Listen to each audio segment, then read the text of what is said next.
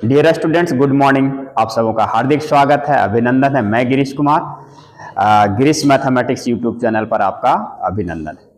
तो अभी देखिए, हम लोग एपी और जीपी का सीक्वेंस सीरीज ये चैप्टर पढ़ रहे हैं। आज ठंड भी है, न्यूमेरिकल्स बनाइए और अपने आप को गर्मी महसूस करिए, है ना। तो आइए लेट अस स्टार्ट।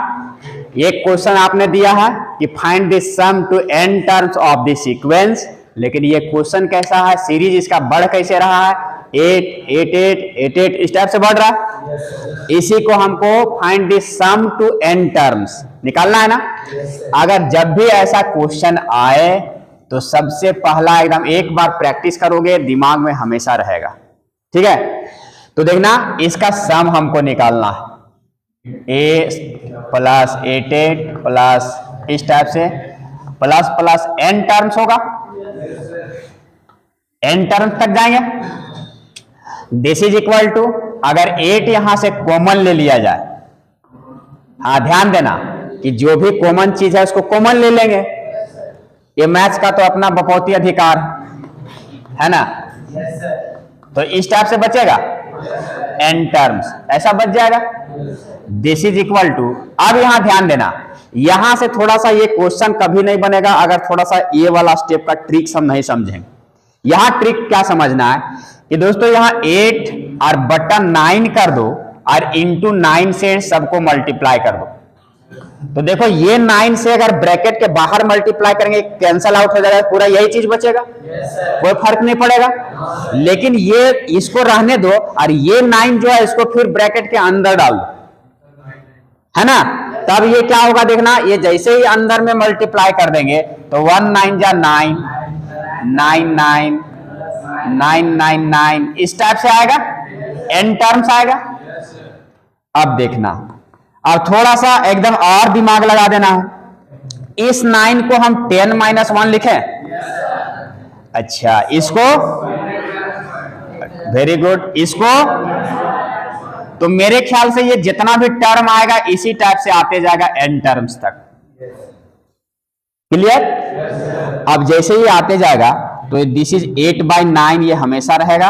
अब ये वाला पार्ट देखना, first part 10 100 1000 plus plus plus कहां तक, n टर्म्स तक।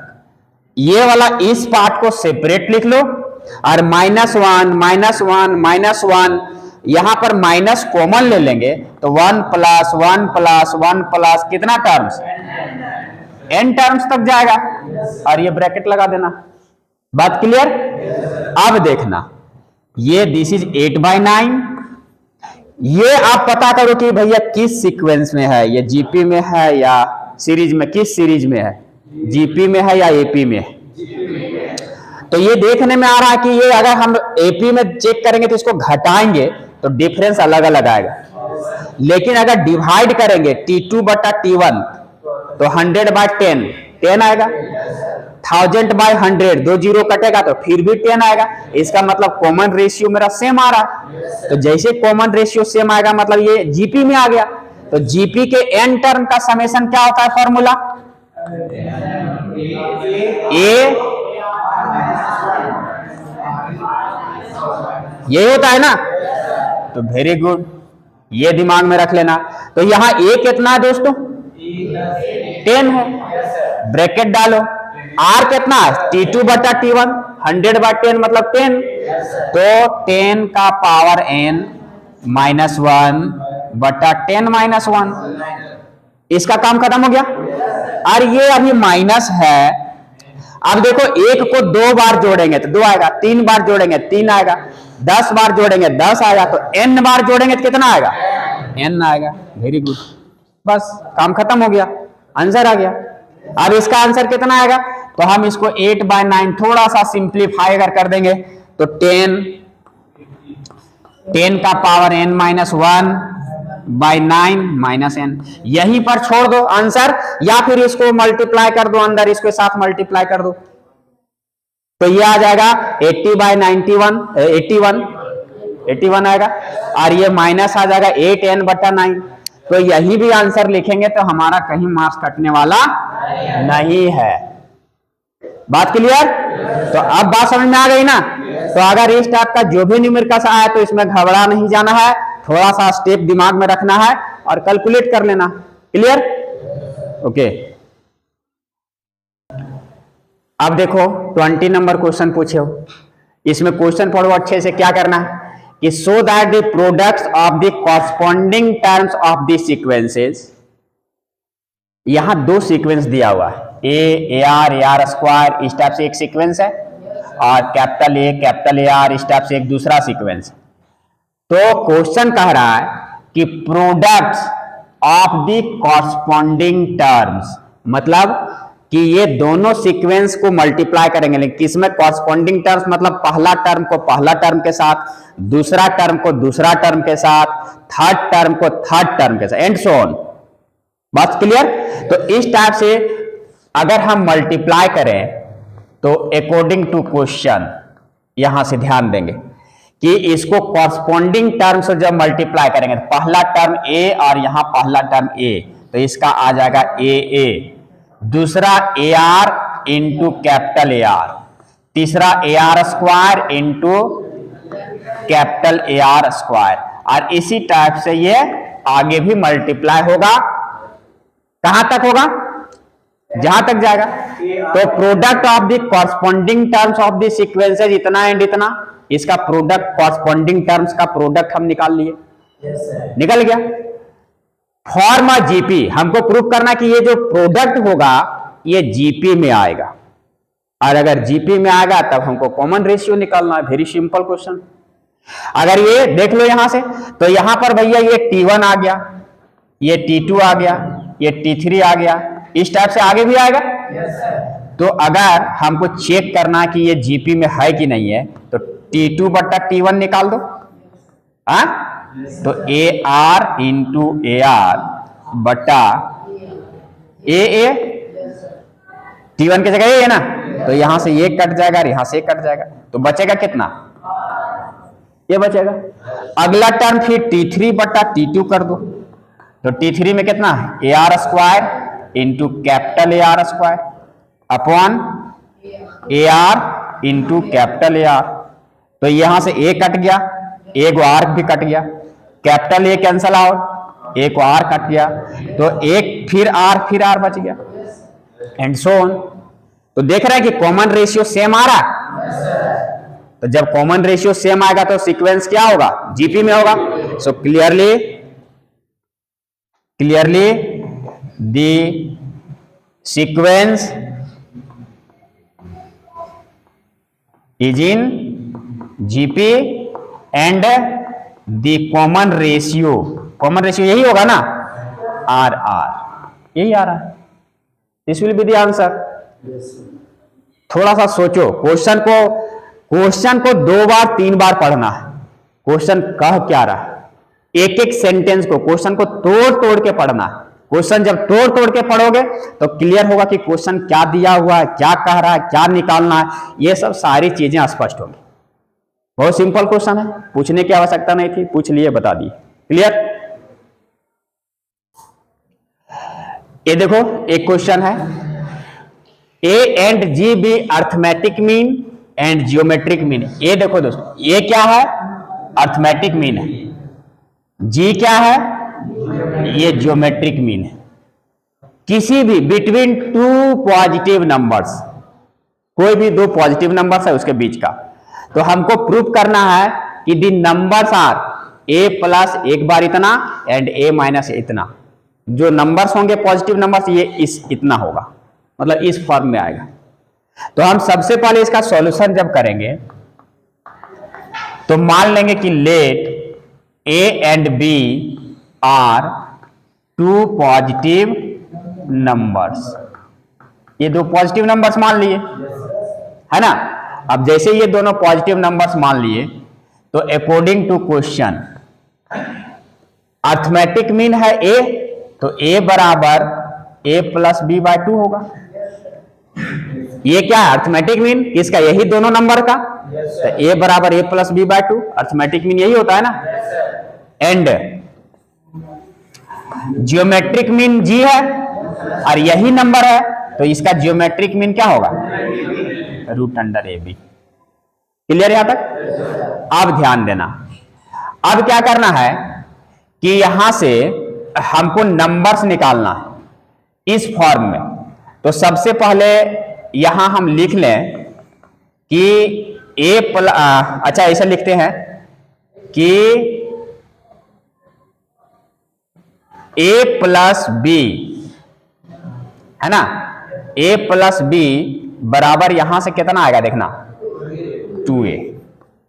ठीक है, इसको हम क्रॉस मल्टीप्लाई करेंगे तो a प्लस बी बराबर कितना आ जाएगा, एंड इसको दोनों तरफ स्क्वायरिंग कर दो तो ए बी इधर रूट हट जाएगा, तो ए बी बराबर कितना हो जाएगा, इधर स्क्वायरिंग करेंगे तो स्क्वायर करने से रूट ए बी का स्क्वायर ए बी आ गया, और इधर स्क्वायर किए तो जी स्क्वायर हो गया। यहां तक बात बराबर? ठीक है। अब अगर सोचो कि हमको ये दोनों नंबर निकालना है, तो दोनों नंबर जो ए और बी है उसके बीच में एक रिलेशन आना चाहिए था, या तो ए प्लस बी या तो ए माइनस बी।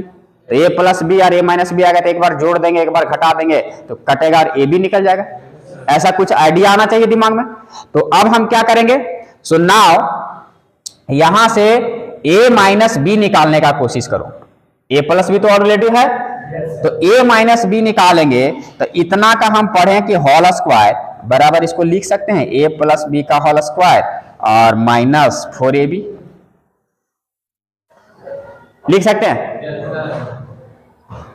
ए square plus b square plus 2ab आएगा, प्लस 2ab में माइनस 4ab घटेगा तो माइनस 2ab आएगा, तो माइनस 2ab जो है इसके बराबर आ जाएगा। A square plus b square minus 2ab, मतलब एलएचएस और आरएचएस में कोई अंतर नहीं है। किसी को दिक्कत? फिर से इसको डिफाइन करें। क्या डिफाइन करना?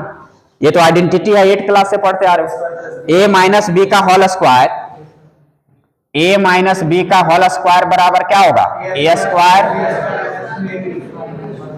माइनस 2ab होगा ना। तो ऐसा करते हैं कि इसको ए स्क्वायर प्लस बी स्क्वायर और प्लस 2ab कर देते हैं और यहाँ माइनस 4ab कर देते हैं। इसमें कोई अंतर है? अब यहां तक जो है सो ए प्लस बी का होल स्क्वायर आ गया और ये माइनस 4ab बच गया। क्लियर? तो इसको आइडेंटिटी ऐसा क्यों किए, अभी और समझ में आएगी बातें। अब देखना, a प्लस बी का वैल्यू मेरे पास पता है, कितना है बताओ, 2a। इसका क्या हो जाएगा 4। ए बी का वैल्यू पता है कितना है, जी स्क्वायर है तो है। अब यहां से दिस इज इक्वल टू, हाँ this implies a minus B, तो इधर ए स्क्वायर है इधर, है ना, तो स्क्वायर इधर जाकर के क्या होगा, तो रूट। तो a माइनस बी बराबर निकलेगा इधर रूट, और ये वाला इसका स्क्वायर तोड़ देंगे तो 4a square minus 4g square. 4 common ले सकते हैं, टेकन कॉमन, तो 4 यहां से कॉमन ले लिए तो बच गया कितना, a स्क्वायर माइनस। तो अब देखना a माइनस बी बराबर ये 4 का स्क्वायर रूट कितना आ जाएगा। अब ये अंदर में बेचारा बच गया a square minus ji square. ठीक है। अब यहां से इस इक्वेशन इसको 1 और इसको 2, अब ऐड कर दो एक बार 1 एंड 2 को। एक बार क्या करेंगे दोनों को, तो a प्लस बी बराबर कितना है जी 2a, और यहां a माइनस बी बराबर है 2। अब इसको जोड़ देते हैं, तो ये जोड़ेंगे जब यहां ऐड कर रहे हैं तो ये प्लस माइनस बी क्या होगा, तो 2a। अब इसको जोड़ेंगे तो ये तो जुड़ेगा नहीं, अलग अलग क्वांटिटी है, तो ये सिर्फ 2 कॉमन आ जाएगा, ऐसे लिखाएगा 2a plus 2 root under a square minus ji square. तो ऐसा करते हैं कि 2 कॉमन ले लेते हैं, तो यहां से 2 क्या करेंगे, कॉमन ले लेंगे, और ये बेचारा ये 2 और ये 2 क्या हो जाएगा, कट जाएगा, तो a का मान इतना निकल गया। अब देखो तो सो दिस इंप्लाइज a बराबर a प्लस, अब यही root under a square minus जो जी स्क्वायर है, तो a square minus ji square मतलब a minus b and a plus b के रूप में आ जाएगा। So a minus g and a plus g. आ गया ना? अब बताओ कि यहां पर जो दो नंबर पॉजिटिव नंबर था तो ये अगर माइनस मिटा दें तो एक वाला मिल गया ए, और एक बार इसको अगर हम घटा दें ये दोनों को, यहां ये वाला पार्ट को माइनस करेंगे तो ये माइनस, ये प्लस, ये माइनस, तो अगर ए कट जाएगा बी निकल जाएगा, तो बी में अब खाली यहां माइनस आ जाएगा, 2a माइनस यहां आ जाएगा, तो ये वाला माइनस आ जाएगा। तो यहां पर सिमिलरली, हाँ सिमिलरली बी जो निकलेगा सिर्फ क्या आएगा, ए माइनस यही वाला आएगा, ए प्लस जी आएगा ना।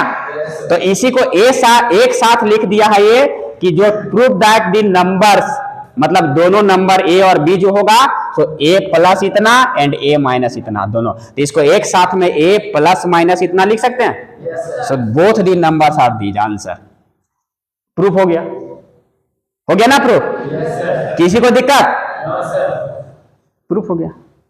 तो थोड़ा सा हम क्या बोले कि क्वेश्चन को ब्रेक करके एक एक सेंटेंस को पढ़ना है, तोड़ना है, और एंड देन जो जो दिया हुआ है उसको पहले लिखना है, जो निकालना है उसके बारे में सोचना है कि हमको निकालना क्या, जाना कहां, पहले ये आइडिया लेना है, उसके बाद एकदम स्टेप बाय स्टेप कैलकुलेशन। ये सब थोड़ा थोड़ा जो आइडेंटिटीज वगैरह है ये जूनियर क्लासेज का चीज है, जिसको दिमाग में लाते रहना है, रिमाइंड करते रहना है। बात में आ रही है? कहीं परेशानी नहीं? चलिए तो दोस्तों आज के सेशन में देखो ये सब सारे न्यूमेरिकल्स हमने बताए, पहले भी वीडियो बना के थ्योरी का और बहुत सारे न्यूमेरिकल्स का हमने डाले, आप प्लेलिस्ट में देखना और इसे समझना और ज्यादा से ज्यादा सवाल बनाने का कोशिश करना, और आप घर पर बहुत सारे प्रैक्टिस करना, रेफरेंस बुक से भी प्रैक्टिस करना, ताकि आप कॉम्पिटिटिव लेवल में पहुंच पाओ। तो आज का सजेशन इतना ही, हम मिलते हैं नेक्स्ट वीडियो के साथ, तब तक के लिए आप बने रहें, पढ़ें, आगे बढ़ें और समाज को आगे बढ़ाएं। अगर वीडियो पसंद आए तो लाइक शेयर एंड सब्सक्राइब जरूर करें। बहुत बहुत धन्यवाद। जय हिंद, जय भारत।